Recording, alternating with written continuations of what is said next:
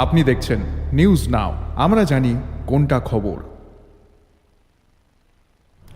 দপ্তরের আধিকারিক ও কর্মীদের গাফিলতির কারণে সরকারি পরিশোধিত পানীয় জল থেকে বঞ্চিত গিরিবাসী।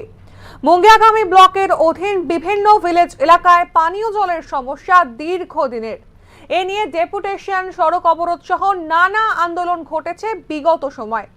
ব্লকের অন্তর্ভুক্ত বিভিন্ন ভিলেজগুলোর মধ্যে প্রত্যন্ত বলে পরিচিত রয়েছে নোনাছড়া, কাকড়াছড়া, বিলাইহাম, 18 মুড়ার একটি অংশ সহ বেশ কয়েকটি ভিলেজ। বিশেষ করে বিলাইহাম এলাকার মানুষের জলের সমস্যার কথা চিন্তা করে এলাকার জনপ্রতিনিধি ও রাজনৈতিক নেতাদের মাধ্যমে প্রায় 150টি পরিবারের জন্য বিশেষ উদ্যোগ নেওয়া হয়েছিল বছর 2 আগে।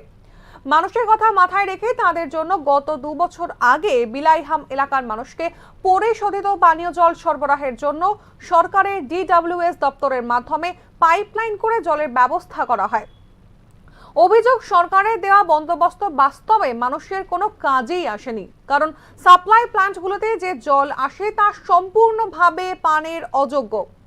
এলাকার বাসিন্দাদের অভিযোগ, DWS এর মুঙ্গিয়াকামী অফিসের গাফিলতির কারণেই আয়রন মিশ্রিত জল প্রতিনিয়ত সরবরাহ করা হচ্ছে।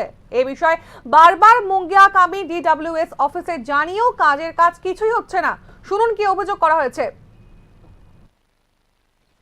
tôi ham ya man ngô cái lông gà bị sinh thang khâu man ngô tôi sắc lông thu ở đó jaga bố bố tôi tông thang man ngô chung tak to tiran sama jora bhai ke hagon tôi trok khe khe man ngô chung khe bar sawon khe wa tôi phai tôi ma ba ang pho ke bok khwan pho tôi cao tao khe kai ya tôi ye supply rokle to supply to man hi chai ya ai rom ba mong mai ya supply pho je para khamana ma ken tining phei no ba ke sro no bo supply chai ya ba ya po tôi kwan mas mi pho tao se man yo nin bung sali oli rong paran ma ke bilaha busu poribar ta 150 পরিবার jotono am ha ken tining ma to ba ke sro no manu